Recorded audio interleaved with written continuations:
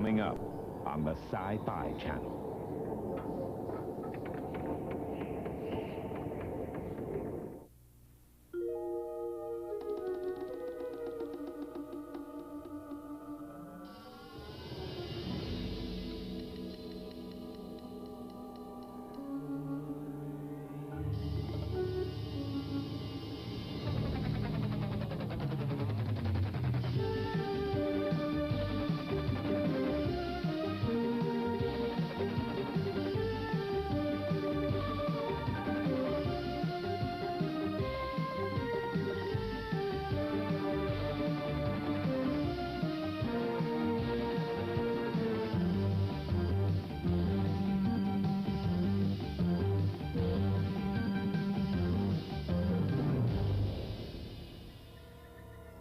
Welcome once again, ladies and gentlemen, boys and girls, to Mysteries from Beyond the Other Dominion. I'm your host, Dr. Franklin Ruehl, and today we're going to hunt for the lost continent of Atlantis, investigate the mysteries of Billy the Kid, tell you about the ghost of the Greenbrier Swamp, report on animals actually placed on trial, and ask, what destroyed the dinosaurs? But first, the enigma of Atlantis. Where was Atlantis located? Who were its people? And what caused its destruction? Plato simply wrote, in a single dreadful day and a single dreadful night, Atlantis disappeared into the sea. Possibly it was due to a volcano or a huge tidal wave. Another hypothesis is that the Atlanteans reached such a high level of technological accomplishment that they developed nuclear weapons and blew themselves to bits. Writing in the 4th century BC, Plato in his dialogues described Atlantis as being a fabulous land where the inhabitants were dedicated to materialism, wearing garments adorned with gold and silver, and living in elegant modern homes. However, he was not specific as to its location. He merely wrote that it was somewhere beyond the Pillars of Hercules at the Strait of Gibraltar, where Europe and Africa meet.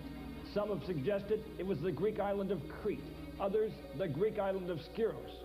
Still others suggest it might have been Scandinavia, others that it was situated beside the Canary Islands near Spain, and yet others suggest that America might have been Atlantis. One intriguing hypothesis came from rocket engineer Otto Muck, who in his book, The Secret of Atlantis, argued that it was actually a confederation of islands in the mid-Atlantic near the Bahamas. This is based on the discovery of the so-called Bimini Road, a series of huge stone blocks on the ocean floor near Bimini that may be the remnants of Atlantis. Another intriguing hypothesis is that the Atlanteans were actually aliens from outer space who arrived here in UFOs and established a futuristic beachhead, then ultimately destroyed themselves. But whether terrestrial or extraterrestrial, some Atlanteans may have survived the Holocaust. They may have gone on to help build the pyramids in Egypt and in Central America. Or perhaps they exist today in some underwater base manning UFOs that come out of the ocean. When we return, the amazing ghost from the Greenbrier Swamp. Please stay tuned.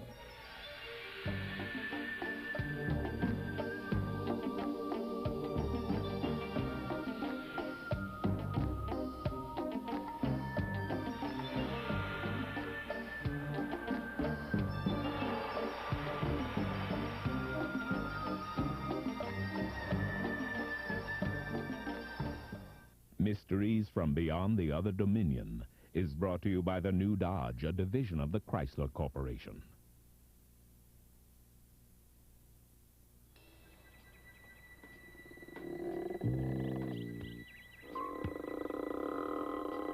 Every Neon comes with an advanced single overhead cam 16-valve engine. And its 132 high-tech horses should come in mighty handy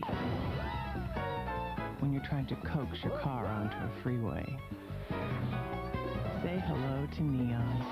$89.75 for starters, $12.5 nicely loaded. Debbie, these shots are fabulous. Beautiful, Debbie. Better than the last time, Tony? Absolutely.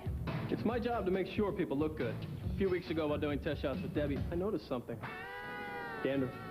So I told her about Head & Shoulders. You see, regular shampoos merely rinse flakes away, so they could come back. But look, Head & Shoulders help stop flakes from even forming. See the difference? Yeah, picture perfect. Head & Shoulders turns dandruff problems into beautiful hair. You're watching Mysteries from Beyond the Other Dominion on the Sci-Fi Channel.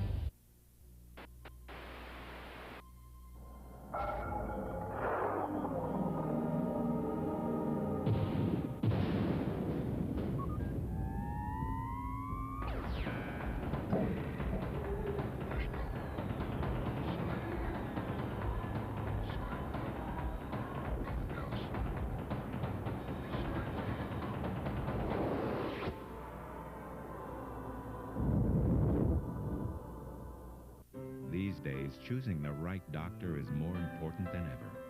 So why not consider the Sci-Fi Channel health plan? Are you ill?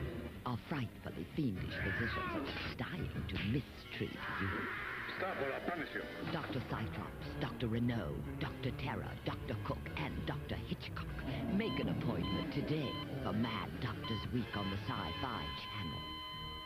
Beginning Monday, March 21st.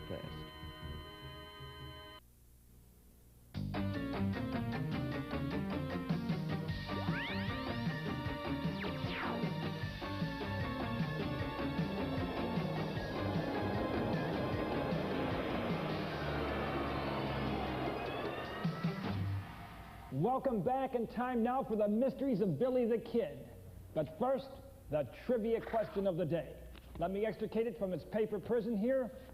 The question, what was Billy the Kid's height? The prize, the only prize for the correct answer, one pat on the back. Of course, only if you get that answer correct. I'll take a sip of water and be back momentarily.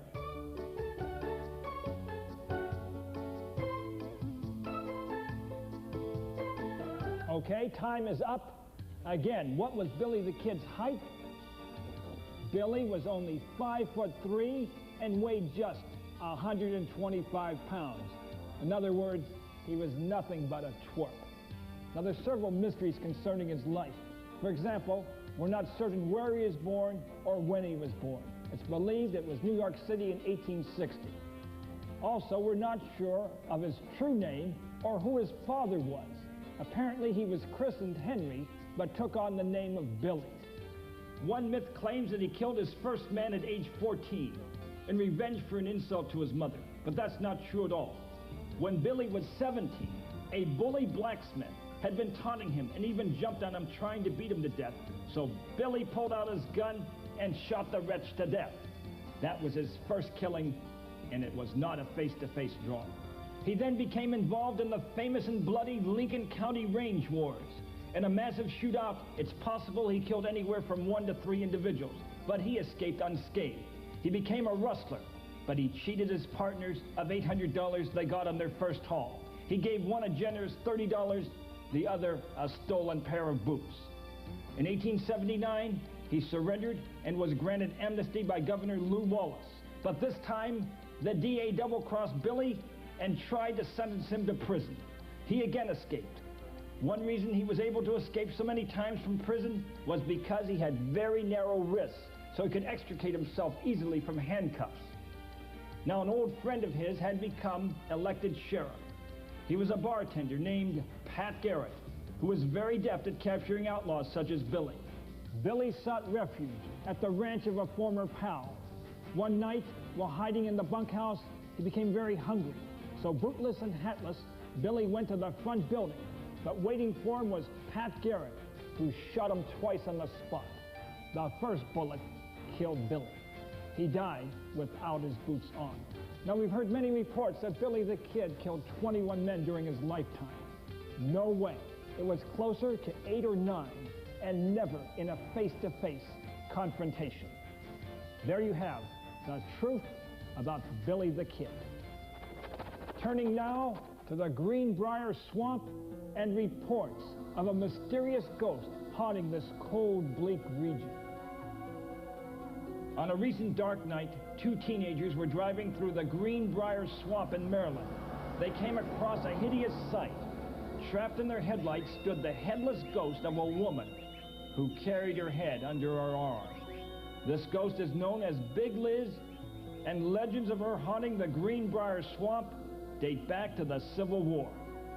A wealthy and miserly plantation owner, fearful that the Yankees would burn down his plantation and seize his property, decided to hide a large cache of gold in the swamp. But the trunk proved too heavy for him to carry by himself, so he ordered a slave woman, Big Liz, to help him. As her name would suggest, she was a large and robust individual. One dark night, Big Liz dragged the trunk of gold into the swamp for the plantation owner. She even dug a deep hole in the ground to bury the treasure. But as she reached down to throw the last shovelful of dirt on the mound, the plantation owner sneaked up behind her and sliced off her head with his sword so that no one would know the location of his treasure. The miser never did make it back to his treasure. Not long after, he was thrown from his horse and killed. And a few years later, Big Liz began to appear in the swamp. A few years after that, the ghost of Big Liz began to be seen, a decapitated corpse carrying her own head. Today it's said you can summon Big Liz simply by flashing your auto headlights 3 times and honking your horn loudly 6 times. The question, is she seeking vengeance, or does she want to lead you to the treasure? And my question to you, if you saw Big Liz, would you dare follow her into the swamp to find that treasure? Now for amazing cases of animals on trial. Actually, the practice of putting animals on trial appears to date back to biblical times. For example, the book of Exodus, chapter 21, verse 28, says that if an ox gores a man or a woman to death, he will be stoned to death. In the year 1394 in France, a pig killed and ate a man. His sentence, death. In the year 1547, a mother pig known as a sow and her piglets actually killed and ate another man. During the trial, the mother pig was sentenced to death, but the piglets were acquitted. In the year 1471 in Basel, Switzerland, a chicken laid a brightly colored egg. They thought it was bewitched and gave it the death sentence. In 1499, a bear clawed a man to death. He was put on trial and even given a defense attorney. That attorney demanded that a jury of the bear's peers be called forth. In other words, bears on the jury. His request was denied and the bear executed. In 1639 in Dijon, France, a horse trampled its owner. It also received the death penalty. And more recently, in 1922, a dog was sentenced to death in the state of Pennsylvania simply because it belonged to an illegal immigrant. At the last moment, President Warren G. Harding commuted the poor pooch's sentence. So there you have it, bizarre cases of animals on trial. When we return, the amazing jelly bag UFO case. Please stay tuned.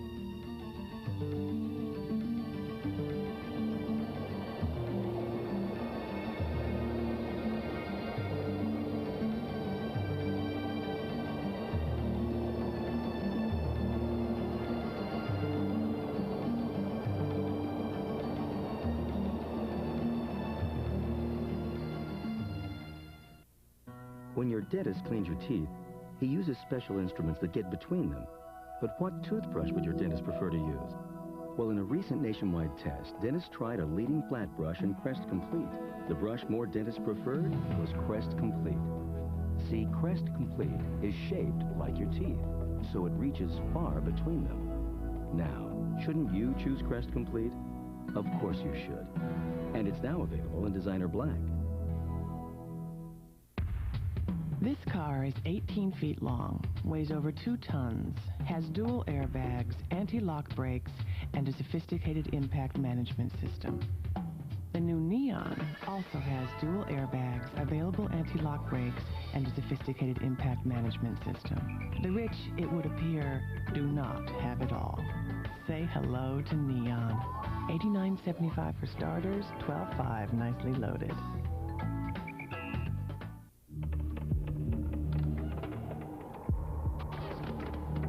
You are watching the Sci-Fi Channel.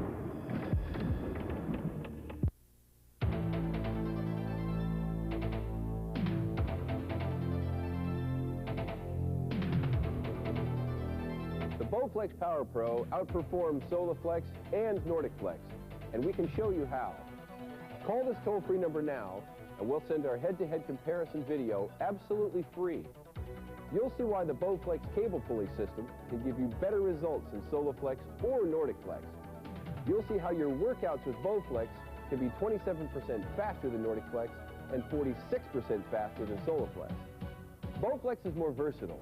It comes with a lifetime warranty, and it's simply a better value for you. Sound interesting? Call now, and you'll also receive this fact-filled brochure that details the quality, performance, and convenience that only Bowflex can deliver. Go ahead. Call and make your own comparison. The time and money you save will be worth it.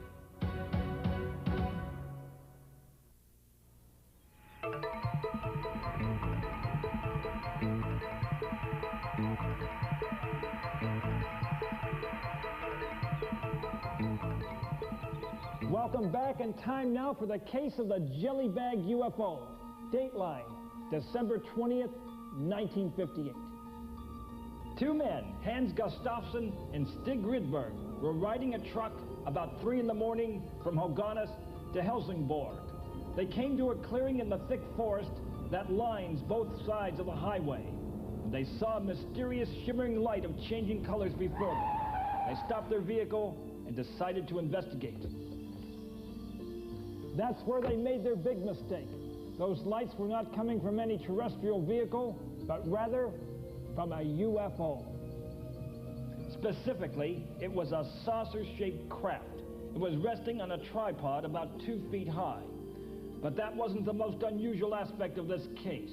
No, outside of the UFO, moving about it, were giant jelly bag-like creatures. They looked like giant protozoa. They were emitting a bluish light. They appeared to be moving like titanic bags of some sort of jelly-like material. The Swedes attempted to get back to their vehicle, but they were surrounded by these creatures and were being physically enveloped by them. One man, Hans, held onto a tree trying to prevent himself from being engulfed by the creatures. The other man, Stig, said that one had engulfed his entire right arm. He struggled to free himself and finally managed to wrench his arm away. He ran over to the truck and hit the horn in the desperate hope that someone might hear the blare. No one came, but fortunately for the two men, the sound disturbed and frightened the jelly bag creatures. They retreated to the safety of their spacecraft and dropped Hans, who was barely able to hold on for dear life. The object then suddenly ascended, emitting both a brilliant light and an ear-piercing whistle. I should have mentioned that those jelly bag entities were also emitting a terrible stench that Stig and Hans described as a combination of ether and burnt sausage. For 3 days, they postponed going to the authorities, then finally told their story. They took them out to the site where they saw the UFO, and fortunately for them, there was still a tripodal indentation in the ground where they had seen that bizarre entity from outer space. This certainly counts as one of the oddest cases in the annals of ufology. Now, the Strategic Air Command, or SAC, is our nation's first line of defense against an enemy invasion. They have a museum in Bellevue, Nebraska. So we sent our intrepid reporter, Dennis, out there to find out what they have there. Take it away, Dennis! Thank you, Dr. Ruehl. I'm here at the Strategic Air Command Museum in Bellevue, Nebraska. Behind me, the Atlas Intercontinental Ballistic Missile, capable of traveling over 6,300 miles at an amazing speed of 18,000 miles per hour. This museum is sort of a history of bombs and bombers. Let's take a look. Behind me is Thor, the free world's first operational intermediate-range ballistic missile. First developed in 1956, it was mostly used at Cape Canaveral as the first stage of the Pioneer moon rockets. As a matter of fact, all the missiles behind me were at one time used by Strategic Air Command, But these are ground-based operational systems. When I think of bombers, I think of bomb bay doors and giant aircraft. Well, they have those here too. As a matter of fact, just about every aircraft used in combat from World War II to the present is on display here at the museum. Everything from the gigantic B-52 bomber to the super-fast Air Force jets to this little puppy, the McDowell XF-85 Goblin. Now, this little puppy was designed as a parasite escort fighter, which means it was housed inside the larger bombers and then set free for about 15 minutes to shoot things up and then return to the same bomber in flight. Unfortunately, this return part didn't always work out too well. Now, what about the bombs that these giant aircrafts dropped? Well, they're on display inside.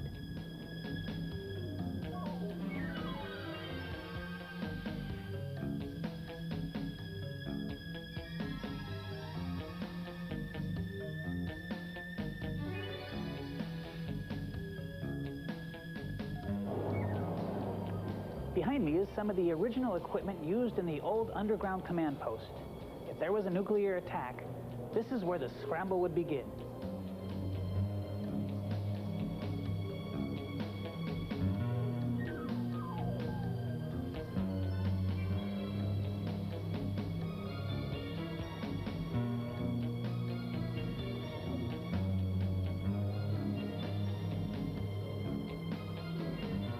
Well, that's about it, Dr. Ruehl, from the Strategic Air Command Museum. Back to you. Thank you, Dennis. Another excellent report. Hopefully, we'll never have to use those SAC bombers. Now turning to Puerto Rico in the case of Roberto Clemente. Back in 1972, Clemente, the great right fielder for the Pittsburgh Pirates, had just collected his 3,000th hit at the end of the season. A few months later, a series of earthquakes struck Nicaragua in December. He had played winter baseball down there and had a special feeling for those people. He actually is a great humanitarian and started to gather aid. By December 31st, he had a plane full of goods to take down there. He's scheduled to take off about 9 p.m. However, Manny Sanguillen, another pirate player, a man who regarded Clemente as his father figure, had a terrible premonition that Clemente would die in a fiery plane crash off the coast of Puerto Rico. So he drove at breakneck speed to warn him. Terribly, his car broke down before he could get to the airport. At 9 p.m., that plane took off and moments later crashed into the ocean. All aboard died. Now, of course, we do not know if Roberto Clemente would have heeded the warning of his good friend. And my question to you is this: if a friend or relative told you they had a premonition about danger involving you, would you pay attention or laugh it off? Think about that, and when we return, we'll investigate the death of the dinosaurs. Please stay tuned.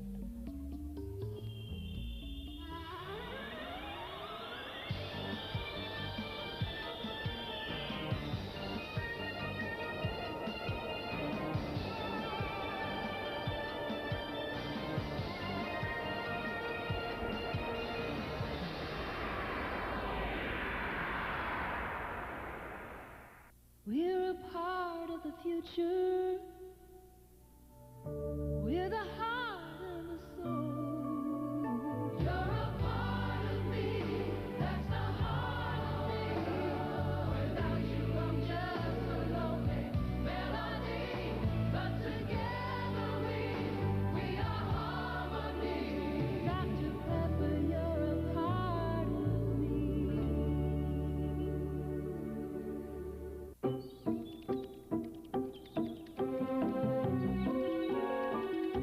Many of its plastic parts have been labeled for the day they can be recycled.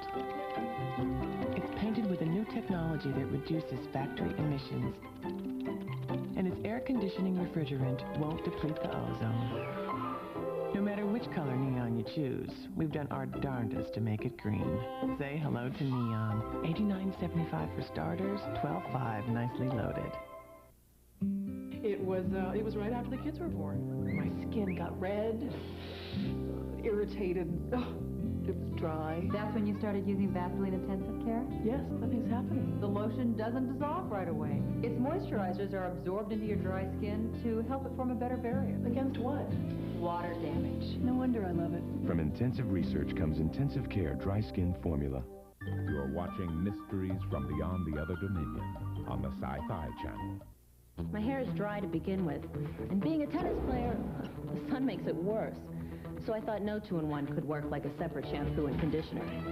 Then I tried Pert Plus Extra Conditioning. It really works, because it conditions 2 ways.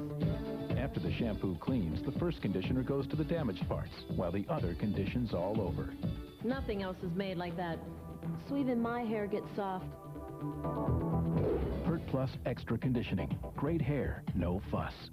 Want to know what's coming up on the Sci-Fi Channel? Call 1-900-773-SFCS for a current schedule, including series episodes and movie descriptions. Call costs 95 cents per minute. Average call is 2 minutes. No one travels in time. What? These guys do. I'm ready to leap now. Step into the Quantum Leap Accelerator and journey through time with Dr. Stan Beckett. Oh, boy. And his guide, Al. Quantum Leap on the Sci-Fi Channel. Weeknights at 10 p.m., 7 Pacific. You know I would never do anything to hurt you. Watch your neck as you follow Dan Curtis and Ben Cross into The New Dark Shadows, part of the Sci-Fi Series collection. Tomorrow at 9, 6 Pacific. 2.5 years in the making. The uncut sci-fi classic, This Island Earth. Saturday at 2 p.m.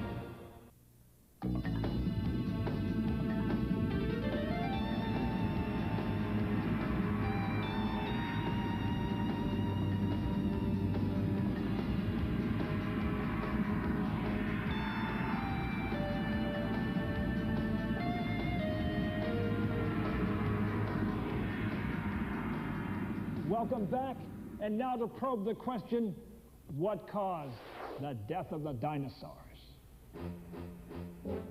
One theory is that a huge comet, meteor, or asteroid slammed into our planet, such as in the Yucatan Peninsula in Mexico.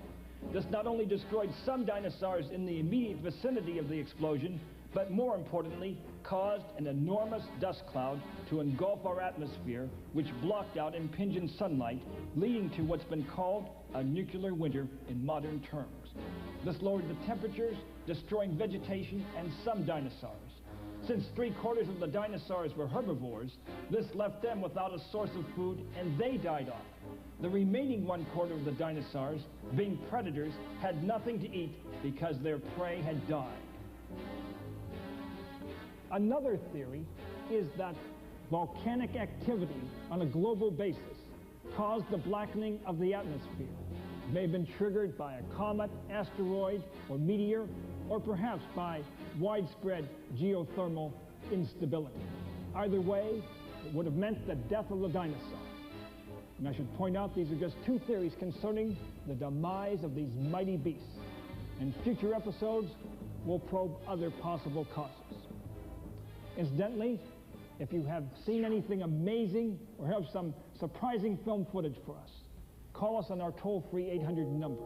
That's 1-800-45-RUEHL, R-U-E-H-L. Now, until next time, may the power of the universe be with you, be with you, be with you, be with you, be with you. Barnabas Collins is hiding a murderous secret, the uncontrollable thirst for blood. Leave the safety of the light and enter the terror of darkness with The New Dark Shadows, part of the Sci-Fi Series collection, tomorrow at 9 p.m. Eastern. Now, stay tuned for Inside Space, next on the Sci-Fi Channel.